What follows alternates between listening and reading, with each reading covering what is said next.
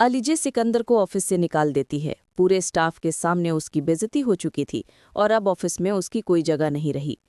सिकंदर के चेहरे पर गुस्सा उबल रहा था, आंखों में बदले की आग थी।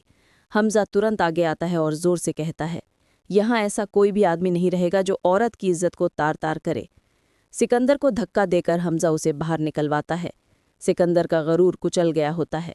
वो घर लौटकर खुद को नहीं संभाल पाता।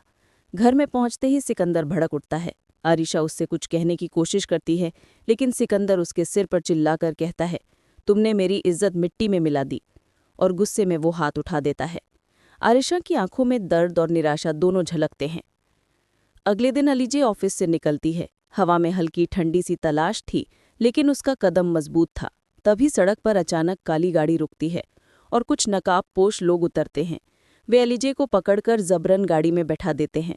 वो चीखती है, पर गुमनामी में गाड़ी तेजी से दूर हो जाती है।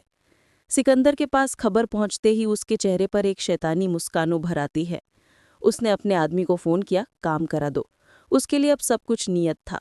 हमजा रात भर बेचैन रहता है। उसकी पत्नी अलीजे नहीं लौटी, फोन भी बंद है। वो तुरंत पुलिस के पास रिपोर्ट दर्ज कराता है और मोबाइल ट्रेस करवाता है।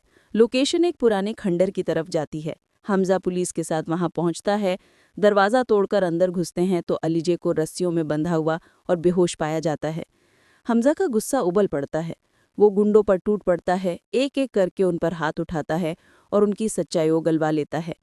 एक डरता हुआ आदमी बताता है, सिकंदर साहब ने कहा था उसे खत्म कर दो। तो हमजा अलीजे को अपनी बाहों में उठाकर उसे सीधा अस्पताल पहुंचाता है। डॉक्टर लोग दौड़ते हैं और इलाज शुरू होता है। अस्पताल के बाहर हमजा बेचैन खड़ा हर पल की घड़ी गिन रहा है। दूसरी तरफ घर पर अरमीन सोचती है कि अब अलीजे कभी यहाँ नहीं लौटेगी। तभी फरीद हमदानी का फोन आता है, हमजा, अलीजे अस्पताल में है, हालत गंभीर है। अरमीन का चेहरा उड़ जाता है। उसने जो सोचा था वो उल्टा साबित होने वाला था। पुलिस ने जांच के बाद सिकंदर और उसके गुंडों के खिलाफ सबूत इकट्ठा कर लिए। कुछ ही घंटों में सिकंदर को गिरफ्तार कर लिया गया। वो चीखता है कि वो बेगुनाह है, पर जनता और कानून अब सच की तरफ है। अस्पताल में डॉक्टर आते हैं और राहत की खबर देते हैं। मरीज अब खतरे से बाहर है। हमजा की आंखों में राहत के आंसू आ जाते हैं। फरीद हमदानी उसे साहस देते हुए कहते हैं, तुमने हिम्मत दिखाई, यही मायने रखता है। अरमीन अस्पताल आती है और अलीजे का हाथ पकड़े हुए अब उस पर शर्मिंदगी महसूस करती है।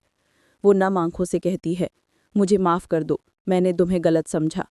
अलीजे मुस्कुराकर जवाब देती है, गलतफहमी मिट जाती है जब इंसान असलियत देखकर पछताता है। दोनों के बीच उम्मीद फिर लौटी सी रहती है। कुछ दिनों में अलीजे घर लौटी है। घर में फूलों और मिठाइयों से उसका स्वागत किया जाता है। फरीद हमदानी और हमजा की खुशी झलकती है। घर के माहौल में सुकून लौटता है।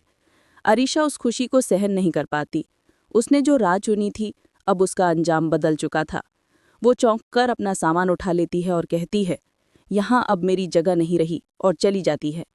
सिकंदर की गिरफ्तारी के बाद कोर्ट ने उसके खिलाफ सख्त कदम उठाए। पुराने गुनाह और नए सबूतों के आधार पर उसे सजा सुनाई जाती है। जेल में सिकंदर टूटा हुआ दिखा। जो आदमी कभी दूसरे पर राज चलाता था, अब अपने किए पर पछतावा कर रहा है। अलीजे अपने घर और हमजा के साथ नई जिंदगी की ओर बढ़ती है। हमेशा के लिए लड़ाई लंबी रही, पर अब सच की जीत हुई है। वो अपने परिवार के लिए खड़ी रहती है और हमजा के साथ मिलकर अपने भविष्य की ओर देखती है।